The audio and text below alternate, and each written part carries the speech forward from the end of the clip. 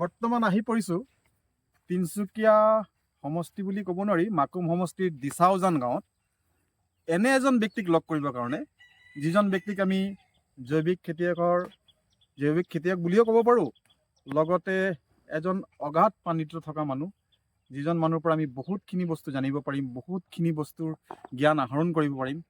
আমি আহি পৰিছোঁ দিচাউজান গাঁৱৰ ৰুবুল চাহ ডাঙৰীয়াৰ ঘৰত। ৰুবুল চাহ ডাঙৰীয়া বৰ্তমান নিজৰ খেতি কৰ্মৰ লগত জড়িত হৈ আছে, বৰ্তমান নিজৰ বাৰীতে আছে। আমি তেখেতক লগ কৰিব যাম, তেখেতৰ ঘৰতে আহিছোঁ, আমি তেখেতৰ বাৰীত লগ কৰিম, ফিল্ডত লগ কৰিম। আহক।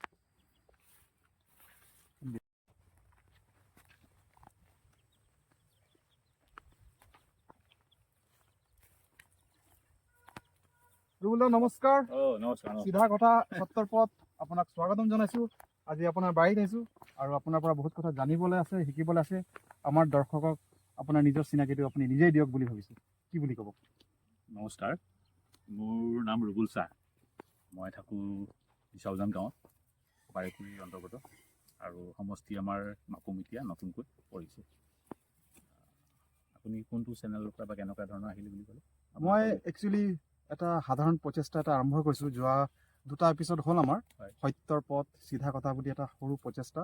এইটো আমি ইউটিউব, ফেচবুক আৰু ইনষ্টাগ্ৰামত বৰ্তমানে দি আছোঁ। আৰু এইটো আমি ৰাইজৰ ওচৰত কিবা নতুন বস্তু, নতুন জ্ঞান, নতুন আইডিয়া, নতুন সমাজৰ বিষয়ে কিবা এটা জ্ঞান থকা মানুহৰ পৰা আমি কিবা আলোচনা এটা কৰি কিনে ৰাইজৰ কাৰণে কিবা যদি আগবঢ়াব পাৰোঁ, তাৰ এটা প্ৰচেষ্টা আৰম্ভ কৰিছোঁ। ক'ব পাৰে আপুনি সমাজ পৰিৱৰ্তনৰ কাৰণে মোৰ এটা ক্ষুদ্ৰ প্ৰচেষ্টা। সেইকাৰণে মই বিভিন্ন বিষয়ত বিভিন্ন মানুহৰ ওচৰত যাম। আৰু আজি মই নিজকে সৌভাগ্যৱান হিচাপে ভাবিছোঁ যে আজি আপোনাক লগ পাইছোঁ। আৰু আমি জানো যে আপুনি জৈৱিক খেতিৰ লগত জড়িত, লগতে পৰিৱেশ আৰু অসমীয়া ভাষা সংস্কৃতিৰ প্ৰতিও আপুনি যথেষ্ট ৱাকিবহাল বুলি আমি গম পাইছোঁ। গতিকে ৰাইজক আপোনাৰ পৰা কিবা জ্ঞান আহৰণ কৰি আপোনাৰ পৰা লৈ কিনে ৰাইজৰ ওচৰত বিলাই দিয়াটোৱে মোৰ ইচ্ছা আজিৰ দিনটো। সেইকাৰণে আপোনাৰ ওচৰত আহিছোঁ। এতিয়া বৰ্তমানে এটাই প্ৰথম প্ৰশ্ন হিচাপে আৰম্ভ কৰিছোঁ, আপুনি আপোনাৰ জীৱন আৰু ব্যক্তিত্বৰ বিষয়ে যদি আমাক কিবা এটা কয়। চাওক, জীৱন ব্যক্তিত্ব বুলি ক'বলৈ গ'লে মই মানুহজন একেবাৰে সাধাৰণ মানুহ, এজন কৃষক।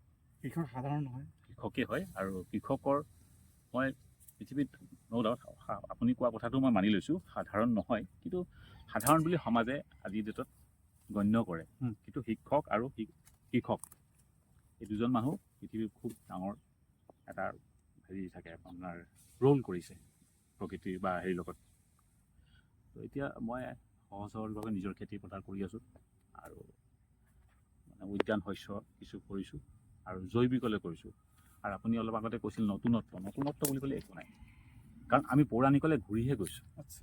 তাৰমানে নতুনত্ব কেতিয়া হ'ল? আপোনাৰ 2000 চনৰ পিছৰ পৰা খুব অতিমাত্ৰা সাৰ, ৰাসায়নিক সাৰ বা ঔষধ এইবিলাক প্ৰয়োগ হ'ল, বা অধিক উৎপাদন পাবৰ কাৰণে, যাৰ কাৰণে ধৰকচোন উৎপাদন পালে ঠিকেই, কিন্তু আমি প্ৰকৃতিত খুব এটা মানে ঋণাত্মক প্ৰভাৱ পৰিলে।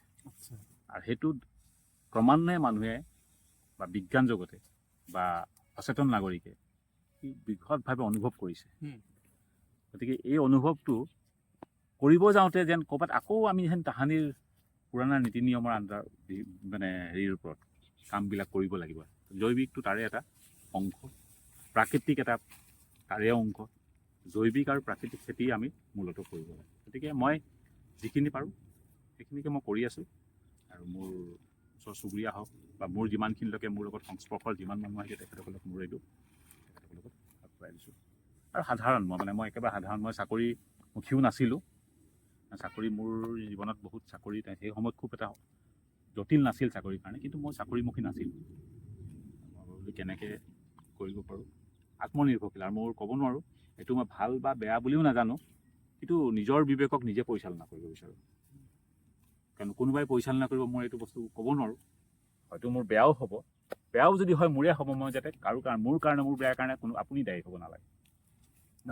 আপোনাৰ অগাধ পাণ্ডিত্যৰ বিষয়ে আমি শুনিছিলোঁ, আৰু আপোনাৰ পৰা আপোনাৰ নিজৰ মুখত অকণমান চিনাকি এটা আমাৰ দৰ্শকৰ কাৰণে দিলোঁ। এতিয়া আমি বিচাৰিম যে আপোনাৰ বাৰীত আপোনাৰ নিজৰ মানে য'ত য'ত আপুনি যি কৰি আছে তাৰ বিষয়ে জানিম। আগলৈ আৰু বস্তু জানিম বাৰু। লগতে আপোনাক মই কৈছোঁ যে আপোনাৰ পৰা মই এতিয়া কেইটামান শব্দ শুনিলোঁ। অগতানুগতিক জীৱনত আমি প্ৰায় এই বিস্মৃতিত এই শব্দকেইটা বিস্মৃতিত গুচি গৈছে বুলি ক'ব পাৰোঁ। আজিকালি প্ৰায় শব্দবোৰ ইউজে নহয়। আমি শুনিছোঁ যে আপুনি ভাষা সংস্কৃতিৰ প্ৰতি যথেষ্ট যত্নৱান আৰু ভাষাৰ প্ৰতি, নাটকৰ প্ৰতি, কবিতাৰ প্ৰতিও আপোনাৰ আকৰ্ষণ আছে আৰু আপুনি সেইটো ফিল্ডতো জড়িত হৈ আছে। সেইটো বিষয়ে কিবা এটা জানিব বিচাৰিছোঁ। ব'লক অকণ নিকলে অকণ পাৰি কথা পাতিব পাৰি। চব হেৰি ভাষা সংস্কৃতি বুলি ক'লে নহয়, আমি ভাষা, অসমীয়া ভাষা আমাৰ গৌৰৱ। আমি অসমীয়া ভাষাটো আমি যিহেতু জীয়াই ৰাখিব লাগিব। আমাৰ ভাষাবোৰত ক'ৰবাত ভেজাল হৈছে, মানে আমি সংমিশ্ৰণ কৰি পাৰিছোঁ। আমি এটা মোৰ কথাতে আপুনি অনুভৱ পাব যে যদিও মই অসমীয়া ভাষাৰ প্ৰতি খুব হেৰি আছে, কিন্তু তাৰ মাজত দেখিব আপুনি ইংৰাজী শব্দ আমি ব্যৱহাৰ কৰিছোঁ। সচৰাচৰ সকলো মানুহৰ সেইটোৱেই হৈ আছে। আৰু কেতিয়াবা কি হয়, তাৰ বিকল্প শব্দ এটা আমি বিচাৰিয়ে নাপাওঁ। ইংৰাজী শব্দ এটা পালে তাৰ অসমীয়াটো বিচাৰিয়ে নাপাওঁ। তেতিয়া আমি হয়তো গুগল চাব লাগিব, কিবা চাব লাগিব, কাৰোবাক সুধিব লাগিব। কিন্তু আমি ক'ৰবাত নহয় ক'ৰবাত আমি হেৰুৱাই দিছোঁ। আৰু অসমীয়া ভাষাটো খুবেই মানে এতিয়া অলপ দিনৰ আগতে এইটো ধ্ৰুপদী ভাষাৰ মৰ্যাদা অসমীয়া ভাষাই পাইছে। যিহেতু অসমীয়া ভাষাত এটা এনেকুৱা কিছুমান ৰসাল ভাষা, ইমান সুন্দৰ, তাৰ এটা শব্দৰ মানে বহুত মানে শব্দ পোৱা যায় এটা শব্দৰে। কিন্তু আমি যদি ইংৰাজীত শব্দ কৰোঁ, যে ইউ বুলি ক'লে বহুত চবকে ইউ কোৱা যায়। কিন্তু আমি যদি কওঁ ইউ, আপুনিও হ'ব, তয়ো হ'ব, তুমিও হ'ব, বিভিন্ন ধৰণৰ কথা। গতিকে অসমীয়া ভাষাৰ ইমান শব্দ ভাণ্ডাৰ আছে, মানে আমি শেষ কৰিব নোৱাৰোঁ। আৰু গতিকে মই অসমীয়া ভাষাৰ বিষয়ে কৰিবলৈ মই মানে মোৰ ধৃষ্টতা নাই, যিহেতু বহুত কবি সাহিত্যিক বহুত মানুহ আছে, তেখেতসকলে ধৰিছে। কিন্তু মোৰ এটা সামান্য প্ৰচেষ্টা, আৰু মই কিছুমান বস্তু লিখিব বিচাৰিছোঁ, মানে বাস্তৱত যিবিলাক ঘটি আছে। মই একচুৱেলি লিখা মেলা কিছুমান কৰি আছোঁ, বা মই 95 মানৰ পৰা আমি অকণমান অভিনয় জগতৰ লগতো জড়িত আছিলোঁ, আৰু লিখা মেলাও কৰিছিলোঁ। বা সৰু সৰু চুটি ছবি মানে লিখা, স্ক্ৰিপ্ট লিখা, ডিৰেকশ্যন কৰা, সময় সাপেক্ষে অভিনেতাৰ কিছুমান ঠাইত অভিনয়ো কৰিছিলোঁ। কিন্তু অভিনয় মোৰ ইমান নিজকে মই পাণ্ডিত্য বুলি নকওঁ, কিন্তু কোনোবা এজন নোহোৱাৰ অপচেণ্টত, অনুপস্থিতিত কেতিয়াবা কিছুমান কাম আমি কৰিছিলোঁ। কিন্তু এইবিলাক কৰি আৰু প্ৰথম মই কৰিছিলোঁ জাগৰণ বুলি এখন চিনেমা, ডিব্ৰুগড় দূৰদৰ্শনৰ আপোনাৰ ইন হাউচ প্ৰগ্ৰাম। আচ্ছা। আৰু সেইখন আছিলে ৰিজনেল ভাষাত, বাগানৰ ভাষাত। আচ্ছা। বাগানত যি অন্ধবিশ্বাস বা হেৰি কুসংস্কাৰ সেইবিলাকৰ ওপৰত এটা মানে সামান্য প্ৰচেষ্টা আছিল। আৰু প্ৰত্যেকটো নাটকেই হওক বা ধৰকচোন আপোনাৰ কাহিনীয়ে হওক, কিবা এটা মই মেছেজ দিব বিচাৰোঁ। এইটো নহয় যে খুব আনন্দ কৰিলোঁ, খুব ধেমেলীয়া এখন নাট্যও যদি তাতো যেন মই কিবা এটা মেছেজ দিব বিচাৰোঁ, সেইটো মোৰ প্ৰচেষ্টা সদায় থাকে। গতিকে এইবিলাক কৰি আছোঁ। আৰু এতিয়াও ধৰক এতিয়া খুব সোনকালে কিছুমান বস্তুৰ ওপৰত আমি নিবন্ধ আকাৰে কিছুমান বস্তু লিখি আছোঁ। আচ্ছা। আপোনাৰ প্ৰকৃতিৰ যিখিনি হেৰি, প্ৰকৃতিৰ যিটো পৰিৱেশৰ যিটো মানে বিষয়বস্তু, বা আমি ধৰকচোন পৰিৱেশটো এনেকুৱা হৈ আছে, কোনো বস্তুটো গভীৰভাৱে তাক চিন্তা চৰ্চা কৰা নাই। আৰু খুব আমাৰ কাৰণে এতিয়া আগন্তুক জীৱনটো বা নেক্সট প্ৰজন্মটো খুব এটা প্ৰত্যাহ্বানৰ সন্মুখীন হ'ব বুলি মই অনুভৱ কৰোঁ। আৰু তাৰ কাৰণে মই ভাবোঁ এটা সামান্য প্ৰচেষ্টা। দাদা, এতিয়া মই জানিব বিচাৰিম আমাৰ দৰ্শকৰ কাৰণে, এতিয়া বৰ্তমান যিটো আপোনাৰ সমাজত দেখিছে, সমাজত যেনেকুৱা কৃষি কৰ্ম হৈছে সেইটোও আপুনি দেখিছে। এতিয়া বৰ্তমান কৃষি কৰ্মৰ আৰু বৰ্তমান কৃষি কৰ্মৰ যিটো বিকাশ, আমি বিকাশ বুলি কৈ আছোঁ, সেইটো প্ৰকৃত বিকাশ হৈছেনে আপোনাৰ মতে? এইটোতো বিকাশ চবেই মানুহৰ সদায় বেছি পোৱাৰ এটা লালসা থাকে। আমি যদি কিবা খেতিও কৰোঁ, আমি হ'লে বেছি পাব বিচাৰোঁ। বেছি পাবৰ কাৰণে কি কৰিব পাৰোঁ? আমাৰ এই বিষয়ে বহুত দেখিছোঁ, কৃষি ক্ষেত্ৰত জ্ঞানৰ অভাৱ বহুত, আৰু হয়তো বেছি জ্ঞানীয়ে হ'ব বিচাৰিছোঁ, যাৰ কাৰণে আমি নিজেই নিজক ধ্বংস কৰিছোঁ। কৃষিটো তেনেকুৱাই হৈছে। আৰু ইয়াত বহুত মানে কি ক'বলগীয়া আছে। মই সাধাৰণ কথা এটা কওঁ, মই বিশেষকৈ কৃষিৰ লগতে মই প্ৰকৃতিৰ ওপৰত বেছি গুৰুত্ব দিছোঁ। প্ৰকৃতি থাকিলেহে আমি থাকিম। আৰু আটাইতকৈ ডাঙৰ বস্তু হৈছে আমাৰ মাটিডৰা। প্ৰকৃতিত আপোনাৰ মাটি, পানী, বায়ু, তিনিটা বস্তু মূলতঃ থাকে। পানী আমি বিষাক্ত কৰি আছোঁ, সকলোৱে দেখিছে।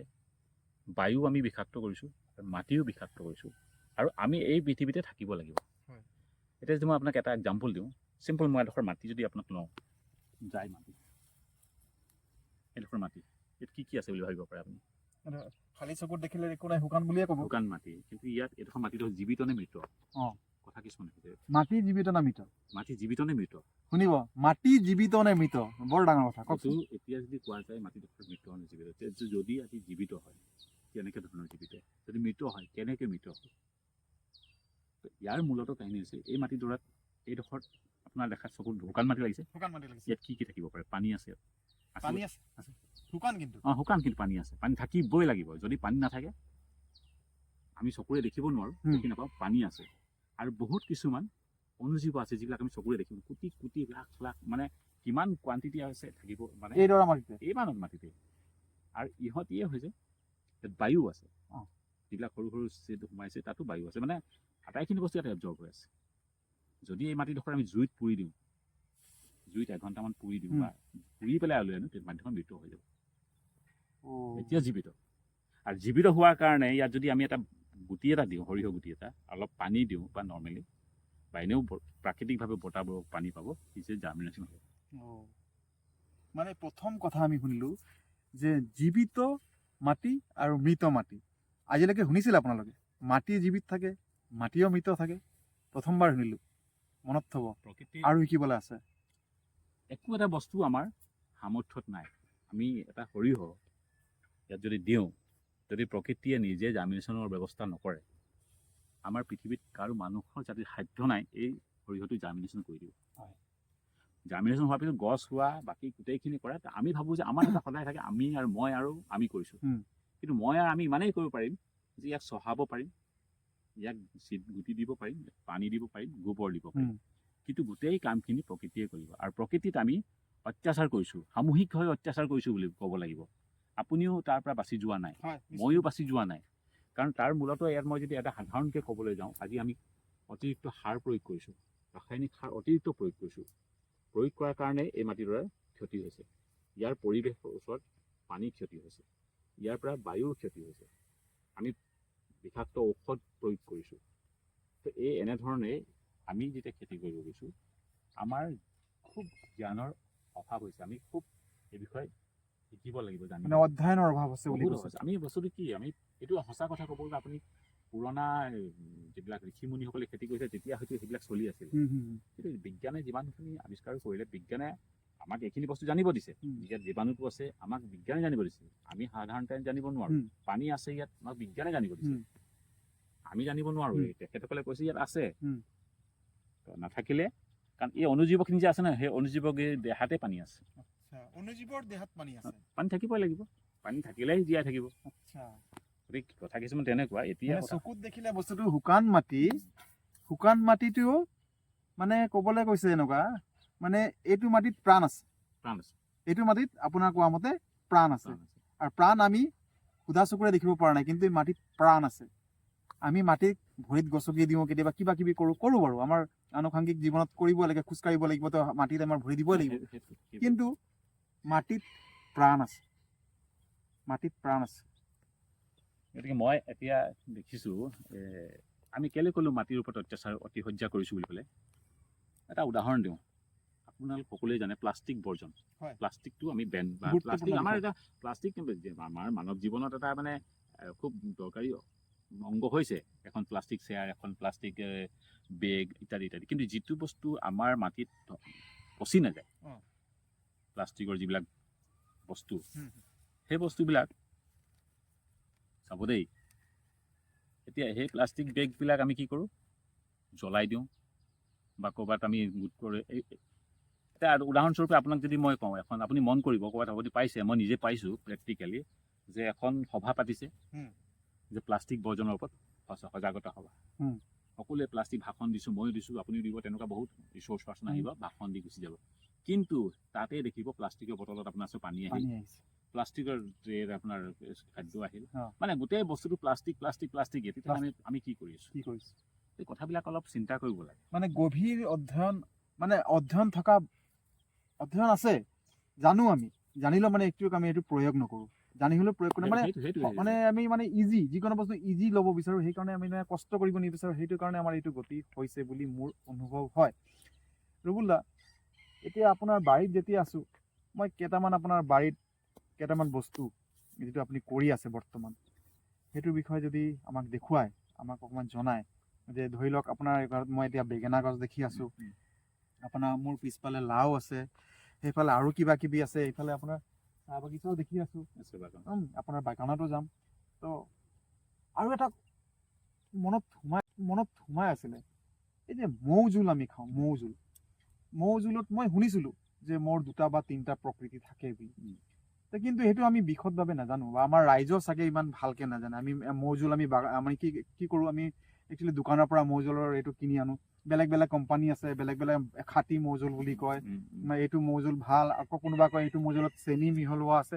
আপুনি এইটো বিষয়ত আমাৰ দৰ্শকক অকণমান জনাব নেকি, যে একচুৱেলি মৌ জোলটো কি, আমাৰ মৌটো কিমান প্ৰকাৰৰ থাকে, আমি কেনেকৈ গম পাম যে এইটো মৌ জোল অৰিজিনেল, এইটো মৌ জোল অৰিজিনেল নহয় বুলি? ইমানখিনিতে গৱেষণা কৰিছোঁ, এটা বিভাগ থাকে।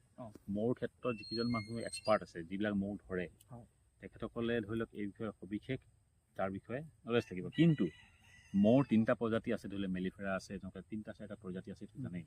কিন্তু এতিয়া কথা হ'ল কি, মৌৰ ভূমিকা কি, মই সেইটোহে গুৰুত্ব দিওঁ। মৌ বেজাৰ মানে অৰিজিনেল ওলাব, ডুপ্লিকেট ওলাব, মানুহে, মই কৈছোঁ নহয়, মানুহে ড্ৰাগছ বেচা মানুহজনে সমাজখন ধ্বংস কৰি নিজক প্ৰতিষ্ঠা কৰে। গতিকে মৌ অকণমান ভেজাল কৰি বিকাটো কি ডাঙৰ কথা? মানুহৰ মানসিকতা, ড্ৰাগছ বেছি এখন সমাজ ধ্বংস কৰি নিজক প্ৰতিষ্ঠা কৰে। এজন মদ বেছি গোটেই সমাজ ধ্বংস কৰি নিজক প্ৰতিষ্ঠা কৰে, প্ৰকৃতি ধ্বংস কৰি নিজক প্ৰতিষ্ঠা কৰে। প্ৰকৃতিৰ কাৰ কিমান হানি হৈছে একো ক'ব নোৱাৰি। গতিকে সেইবিলাক কথা চিন্তা কৰিলে মৌটো একো ডাঙৰ কথা। কিন্তু মৌৰ কথাটো হৈছে কি, প্ৰকৃতিৰ লগত আমাৰ কি সম্বন্ধ? যদি প্ৰকৃতিত মৌ নাথাকে, তেতিয়াহ'লে আমাৰ কৃষি উৎপাদন নাইকিয়া হৈ যাব। তাৰমানে 4 বছৰমান যদি আমি মৌ প্ৰকৃতিত নোহোৱা হৈ যায়, তেতিয়াহ'লে এজন বিজ্ঞানীয়ে কৈছিল 4 বছৰমানৰ পিছত হয়তো কৃষি নহ'ব, মানুহ মৰি যাব। যেনেকৈ তাৰমানে ধৰি লওক, মৌৱে কি পলিনেশ্যনৰ যিটো কৰে, এপাহ ফুলৰ পৰা আনপাহ ফুলত যে যায়, এতিয়া এই পলিনেশ্যন এই ব্যৱস্থাটো মৌ মাখিৰ পৰা হয়, অন্যান্য কীট পতংগৰ পৰাও হয়। আৰু আমি সচৰাচৰ আমাৰ যিটো আকৌ আহোঁ খেতিলে, যে আমি জৈৱিক খেতিত বা প্ৰাকৃতিক খেতিত আমি কোনো বস্তু হত্যা কৰাৰ অধিকাৰ আমাৰ নাই। কোনো বস্তুকে আমি হত্যা নকৰোঁ। আমি এনে মাটিত যে দেখালে জীৱাণু সিও নমৰে, কিন্তু যিমান গছকিলেও নমৰে। কিন্তু আমি যদি পয়জন ঢালি দিওঁ বা জ্বলাই দিওঁ, তেতিয়া মৰিব। কিন্তু সি গছকিলেও নমৰে, প্ৰকৃতিৰ সৃষ্টিয়ে তেনেকৈ কৰিছে। এতিয়া ঘটনাটো হ'ল, মৌখিনি কি কৰে, এই পলিনেশ্যনৰ কামটো কৰে, যাৰ কাৰণে উৎপাদনটো হয়। আৰু আমি যদি তেনেকুৱা ধৰণৰ প্ৰকৃতিত মৌৰ বিষয়ে বা আন এটা প্ৰকৃতি, মই এটা উদাহৰণ দিছোঁ। চাপ'জ ইয়াত এটা যেনিবা আপোনাৰ এটা পোক আছে, চাপ'জ এই পোকটো ইয়াত বহিলে, তাৰমানে ইয়াত এটেক কৰি আছে। এই পোকটোক আমি নামাৰোঁ, সি নষ্ট কৰিছে, কি কৰোঁ আমি, অন্য এটা এনেকুৱা মেডিচিন দিওঁ, বা আমি নিজে কিছুমান বস্তু বনাওঁ, নিমৰ পৰা কিবা, মানে জৈৱিক ই আঁতৰি যায়। খোৱাৰ পৰা নাখাওঁ, এইটো খাবলৈ বেয়া, খাবলৈ ভাল পালে থাকিব, মানে যেনেকৈ আমি খোৱাত নিমখ বেছি পৰি গ'লে যেনেকুৱা এনেকুৱা টাইপৰ, ই খাবলৈ নাখাব, আঁতৰি পেলাই অইন জেগাত যাব। অইন জেগাত যাওঁতে সেই অনিষ্টকাৰী পোকটো কোনোবা আমাৰ বন্ধু পোকৰ খাদ্য হয়। তাৰমানে যিটো পোকে আমাক সহায় কৰিছে, তাৰ খাদ্য হয়। যদি আমি ইয়াক মাৰি দিলে, সি নিজে নাখাই মৰিব। তাৰমানে এই যে প্ৰকৃতিৰ যিটো ভাৰসাম্য, প্ৰকৃতিৰ যিটো ডাইভাৰ্চিটি যিটো কয়, এই বস্তুটো ইমান ধুনীয়াকৈ সৃষ্টি কৰিছে, সৃষ্টিকৰ্তাক মানে একদম মানে যিমান আপুনি মানৱ জীৱনত শেষ হৈ যাব, ইমান ধুনীয়াকৈ সৃষ্টি কৰিছে যে এই ভাৰসাম্যক আমি মানে ব্যাঘাত কৰি পেলাই আমি নিজৰ ভৰিত নিজে কুঠাৰ মাৰিছোঁ। নজনাকৈ নহয়, আমি জানো, কিন্তু জানো। এতিয়া মানুহে বহুতে জনা হৈছে, বিজ্ঞানৰ যুগত বা ছ'চিয়েল মিডিয়াৰ যুগত, যুগত বহুত মানুহে বহুত কথা জনা হ'ল। কিন্তু কথা হ'ল কি, আমি যদি তেনেধৰণৰ অত্যাচাৰ কৰোঁ, মই বাৰে বাৰে কৈছোঁ, মাটিৰ ওপৰত আমি অত্যাচাৰ কৰিছোঁ, পানীৰ ওপৰত অত্যাচাৰ কৰিছোঁ, বায়ুৰ ওপৰত অত্যাচাৰ কৰিছোঁ। এতিয়া খুব ধুনীয়াকৈ বোলে প্লাষ্টিকৰ মিটিংখন হ'ল, প্লাষ্টিক হ'লে লাষ্টত প্লাষ্টিকবিলাক জমা কৰি দিলে, জ্বলাই দিলে, চফা হৈ গ'ল। প্ৰায়ভাগ মিটিঙত হয়, চফা হৈ গ'ল, ধোঁৱা হ'ল, গোটেই পলিউশ্যন হ'ল। আকৌ সেই প্ৰকৃতিৰ জলবায়ু নষ্ট হ'ল, তলত মাটিও নষ্ট হ'ল, পানীও নষ্ট হ'ল। হয়, মই দেখিছোঁ আপোনাৰ NGO টাইপ হওক বা চৰকাৰী হওক বা বেচৰকাৰী হওক, আপোনাৰ কথাটো মই মানে নিজে প্ৰমাণো পাইছোঁ, যে প্লাষ্টিকৰ কাৰণে প্লাষ্টিকৰ অপ'জ কৰি কেনে মিটিং হৈছে, কিন্তু তাত প্লাষ্টিকৰ বটলত পানী দিছে। বৰ ডাঙৰ কথা, প্লাষ্টিকৰ বিৰুদ্ধে মাত মাতিছে, কিন্তু প্লাষ্টিকৰ বটলত পানী দিছে। এইটো বৰ্তমান সমাজত চলি আছে। বৰ্তমান সমাজ পৰিৱৰ্তন হোৱাটো বহুত কাম্য। আমি আৰু কথা পাতিম, আপোনাৰ লগত চাব বিচাৰিম দাদা আপোনাৰ চাহ বাগিচাখন।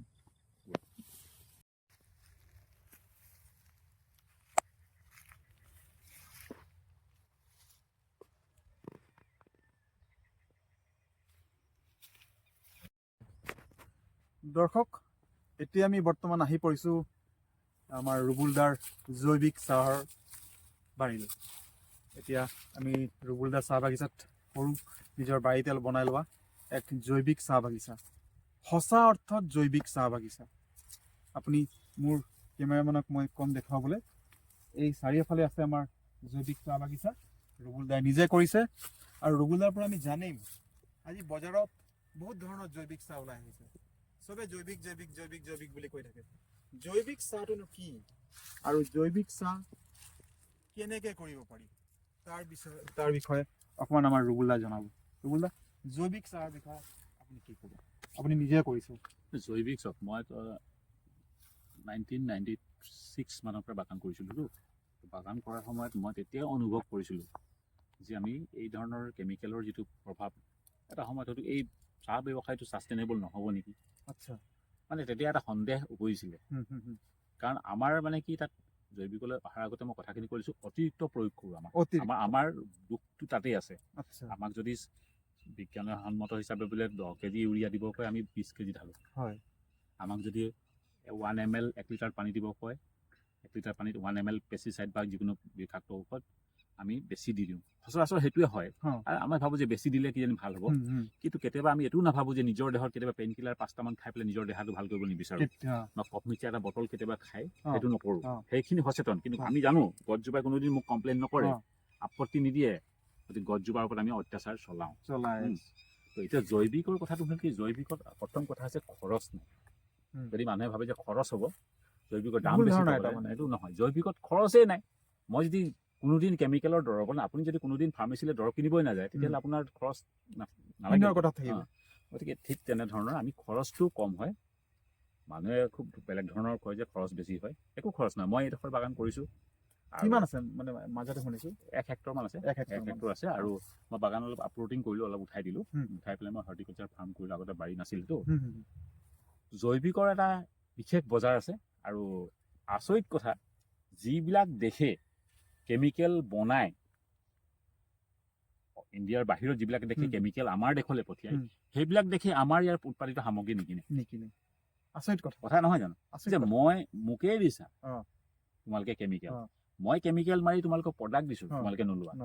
কিন্তু মই কেমিকেল নমৰা প্ৰডাক্ট দিছোঁ, তোমালোকে লৈছা। তাৰমানে এই কথাখিনি অকণমান আমি ডিপলি চাব লাগিবতো। কাৰণটো কি? তাৰমানে সিহঁতি সেই বিষয়ে সচেতন। তোমালোকে খোৱা, মোক নালাগে, মোক পইচা লাগে। ঘটনাবিলাক তেনেকুৱা। গতিকে জৈৱিকৰ এটা বিশেষ মানুহে গুৰুত্ব বুজিছে। এতিয়া লাহে লাহে আমাৰ ভাৰততো বহুত মানুহে বুজিছে। আৰু আমাৰ দেশৰ প্ৰধানমন্ত্ৰীয়ে প্ৰথম যেতিয়া কাৰ্যভাৰ লৈছিলে, তেতিয়া মই খুব এটা সন্তুষ্টি প্ৰকাশ কৰিছিলোঁ যে ইণ্ডিয়াত নৰ্থ ইষ্টক জৈৱিকলৈ কনভাৰ্ট কৰা এটা বাইট তেওঁ দিছিলে। জৈৱিকলৈ কনভাৰ্ট কৰাৰ এটা তেওঁ খুব ভাল লাগিলে। তেতিয়া মই ভাবিছোঁ এইটো খুব এটা ভাল এটা হ'ব। কাৰণ কেলৈ ময়ে অকল নহয় ন, মোৰ পিছৰ প্ৰজন্মও পৃথিৱীত থাকিব। গতিকে প্ৰকৃতিখন তেনেকৈ থাকিব লাগিব। জৈৱিকৰ চাহটো বজাৰত এখন যথেষ্ট বজাৰ আছে। আৰু বিভিন্ন ধৰণৰ আমাৰ চিনাকি মানুহ, আমাৰ এতিয়া ৰাষ্ট্ৰীয় পুৰস্কাৰপ্ৰাপ্ত, আন্তঃৰাষ্ট্ৰীয় পুৰস্কাৰপ্ৰাপ্ত, এছিয়াৰ ভিতৰত কি হয় আমাৰ বাৰেকুৰিৰে গিৰিশ চেতিয়া, তেখেতেও খুব এটা নাম পাইছে বা তেওঁ ভাল এটা চিনাকি নাম। আৰু তেওঁ আমাৰ কাৰণে গৌৰৱ। ঠিক তেনেকৈ আমাৰ চাহ কৰাৰ কাৰণে জৈৱিক চাহ আমি নিজে উৎপাদন কৰিছোঁ। আৰু জৈৱিক তেতিয়া হ'ব যে এখন বাগানলৈ যেতিয়া আপুনি যায়, জৈৱিক তেতিয়া আপুনি গম পাব যেতিয়া দেখিব যে মাটিডোখৰ কেঁচুমতা পাব। তাৰমানে মাটি জীৱিত আছে। তাৰমানে মোৰ মাটিত 1 কোৰ মাৰিলে কেঁচু ওলাব। যদি কেঁচু নাই, তেতিয়াহ'লে মাটি যোনেই কওক মোৰ মাটি জৈৱিক, আমি কেতিয়াও মানি ল'ব নোৱাৰোঁ। বৰ ডাঙৰ কথা। কেঁচুমতা থাকিব লাগিব মাটিত, কাৰণ খান্দিলেই কেঁচু ওলাব লাগিব। আৰু ইয়াত একো খৰচ নাই। আমি ক'লোঁ নহয় অলপ আগতে, গোটেই বস্তুটো মই যদি কিছুমান জৈৱিক কৰোঁ বুলি ভাবিছে, বহুত মানুহে ভাবিছে নোৱাৰিম ন। আৰু নিম অইল যদি আমি প্ৰিকশ্যন হিচাপে আগতীয়াকৈ যদি আমি মাহে মাহে এটা চিডিউলত মাৰোঁ, তেতিয়াহ'লে আমাৰ ইয়াত পেষ্ট কণ্ট্ৰল, মানে পোক পতংগৰ পৰা বাগানখন আঁতৰি যাব আৰু গছজোপা সজীৱ হৈ যাব। আগতে মোৰ বাগান আছিলে, মই আগতে ইউৰিয়া দিছিলোঁ। ইউৰিয়া দিয়ালে গছজোপা সেউজীয়া হয়, ইউৰিয়া জাল গ'লে গছজোপা হালধীয়া হয়। কিন্তু এতিয়া আপুনি 12 মাহে আহক, সদায় গছ গ্ৰীণ পাব, সদায় গ্ৰীণ পাব। গতিকে একো খৰচ নাই। মানে মানুহে কৰোঁ বুলি ক'লে, কিন্তু মানুহে বহুত জ্ঞানৰ অভাৱ নে কি নাজানো, কিন্তু বহুত মানুহ মই পাইছোঁ তেখেতসকলেও কয় যে না কেমিকেল নহ'লে নহ'ব বুলি পেলাই একো একোজন বিজ্ঞানীয়ে ক'ব বিচাৰে। কিন্তু মই চেলেঞ্জ কৰি ক'ব পাৰোঁ ইম্ফলখন কিয়, ছিকিমখন কিয় মানে কেমিকেল মানে নোহোৱা অৰ্গেনিক ষ্টেট ঘোষণা কৰিব পাৰিছে। আজি নৰ্থ ইষ্টত অসমৰ বাহিৰে গোটেই কেইখন ৰাজ্যই কেমিকেলছৰ ওপৰত মানে ইমান বহুত, মই এইটো কোৱা নাই কেমিকেল বেয়া নালাগে অলপলে, কিন্তু কথা হ'ল কি তাৰ এটা পৰিমাণ আছে। উচিত পৰিমাণ আছে, সেই পৰিমাণ হিচাপে ব্যৱহাৰ কৰক, জৈৱিকলৈও যাওক আৰু অলপমান কেমিকেলৰ লগতো বেলেঞ্চ কৰি চলি থাকক। কিন্তু মানুহে একঘেয়ামী কাম কৰি দিয়ে। আৰু ইয়াৰ ওপৰত মই আজি ধৰি লওক বিভিন্ন সময়ত মই আপোনাক আগতে ক'ব লাগিছিলে, স্কুল কলেজবিলাকত ইয়াৰ ওপৰত প্ৰগ্ৰাম কৰি থাকোঁ। হয় জানো, আমি জানিছোঁ। স্কুলত যাওঁ, কলেজত যাওঁ, আৰু ল'বও লাগে। ল'ৰা ছোৱালীবিলাকক সেইটো বিষয়ে প্ৰশিক্ষণ দিওঁ বা কৰ্মশালা কৰোঁ। এইটো এটা মোৰ মিছন হয় যে মই তাত কিমান পইচা পাইছোঁ সেইটো মোৰ কাৰণে মেটাৰ নকৰে। মই কিমান শিকাব পাৰিছোঁ মোৰ এবচেণ্টত, মই যদি আজি জীয়াই নাথাকোঁ, মোৰ যিখিনি অভিজ্ঞতা আছে অন্তত কাৰোবাক দি গৈছোঁ, 10জনক দি গৈছোঁ। মোৰ সেইটোৱে উদ্দেশ্য যে 10জনে ইয়াৰ বিষয়ে কৰক।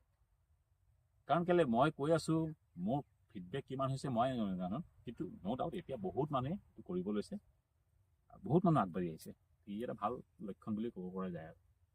আৰু জৈৱিকৰ কনচেপ্টটো ইমানে, আৰু পাতটো যদি আমি ৰিপ্ৰচেছ কৰি নিজে বনাওঁ, এটা ভাল বজাৰ আছে, আৰু আমি একেলগে এটা চেইন আকাৰে এটা জৈৱিক হেৰি, আৰু চৰকাৰেও যদি ইচ্ছা কৰে এটা এইটোৰ ওপৰত বিশেষ পদক্ষেপ ল'ব পাৰে। কাৰণ জৈৱিকৰ একদম সহজ, মই এইটো বস্তুটো একদম মানে চেলেঞ্জ কৰি ক'ব পাৰোঁ যে জৈৱিক যদি কৰোঁ বুলি ভাবে, মানুহে খৰচ নকৰাকৈ খেতি কৰিব পাৰি। বহুত ডাঙৰ কথা, বহুত ডাঙৰ খৰচেই নহ'ব, অকল কেঁচু সাৰটো নিজৰ তাত কৰি ল'ব, আৰু বাকী কিখিনি কৰিব লাগে ইয়াতে চব আছে। মানে য'ত সমস্যা আছে তাত সমাধান তাতে আছে, কিন্তু মানুহে সেইটো কৰিবলৈ যোৱা নাই।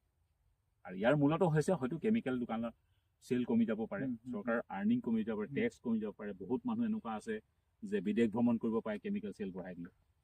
মানে আমি বৰ্তমানটো চোৱাৰ কাৰণে আমাৰ ভৱিষ্যতটোক আমি নষ্ট কৰিবলৈ গৈ আছোঁ। ধন্যবাদ ৰুবুল দা, আপোনাৰ কথা বহুত কথা জানিলোঁ, বহুত কথা শিকিলোঁ। আমাৰ দৰ্শক ৰাইজেও নিশ্চিতকৈ জানিলে, শিকিলে। আৰু যদি বেছি জানিবলগীয়া আছে, আপোনালোকে ৰুবুল দাক লগ কৰিব পাৰে। দিচাউজান গাঁৱত তেওঁৰ ঘৰ, আৰু তেওঁৰ লগত আৰু যোগাযোগ কৰিব বিচাৰিলে মোৰ চেনেলত আহি কিনেও যোগাযোগ কৰিব পাৰিব। আমি ৰুবুল দাক অশেষ ধন্যবাদ জনাইছোঁ। আপুনি বহুত জ্ঞানৰ কথা ক'লে। আপোনাক খালি ইমানটো কওঁ, মোৰ যিটো ক্ষুদ্ৰ প্ৰচেষ্টা সত্যৰ পথ চিধা কথা, সেইটো চেনেলত আপুনি আহিলে, তাৰ কাৰণে মই এটা আন্তৰিক ধন্যবাদ জনাইছোঁ আপোনাক। ৰাইজৰ ফালৰ পৰা ধন্যবাদ জনাইছোঁ। আপুনি মোৰ চেনেলৰ বিষয়ে, সত্যৰ পথ চিধা কথাৰ বিষয়ে কিবা ক'ব নেকি?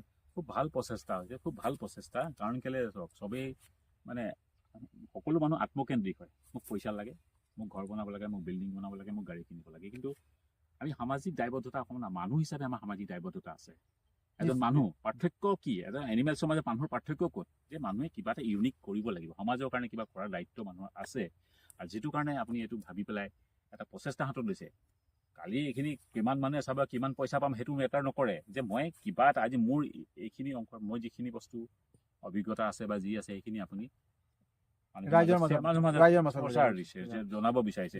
সেইটো নকৰি পেলাই যদি নহয় বোলে আমি কিছুমান বাজে আছে যে চিনেমাও কৰিব পাৰিলো, কিয় নাই কৰা? খুব ডাঙৰ এটা কথা। গতিকে তাৰ কাৰণে মোৰ ফালৰ পৰা একদম বাই হাৰ্ট মানে ধন্যবাদ দিছোঁ। কাৰণ এইটো খুব ভাল এটা প্ৰচেষ্টা, আৰু মই আশা কৰোঁ ৰাইজেও এইটো আদৰি ল'ব। মোৰ সদায় শুভেচ্ছা থাকিব, আৰু মোৰ সহযোগিতাও থাকিব প্ৰয়োজন সাপেক্ষে। মোক যদি তেনেকুৱা ধৰণৰ কিবা মোৰ পৰা যদি কিবা ওলায়, যে নহয় বোলে ক'ৰবাত মই কিবা কাম কৰিম, মোৰ প্ৰয়োজন এটা আছে, মই বিনা দ্বিধাই এইখিনি কাম কৰিবৰ কাৰণে আগ্ৰহী বা থাকিম, সদায় প্ৰস্তুত থাকিম। আপোনাক বহুত বহুত ধন্যবাদ। আশীৰ্বাদ ৰাখিব যাতে চেনেলটো আগুৱাই লৈ যাব পাৰোঁ আৰু ৰাইজৰ কাৰণে কিবা এটা কৰিব পাৰোঁ। আমাৰ লগত আছিলে ৰুবুল দাক ধন্যবাদ।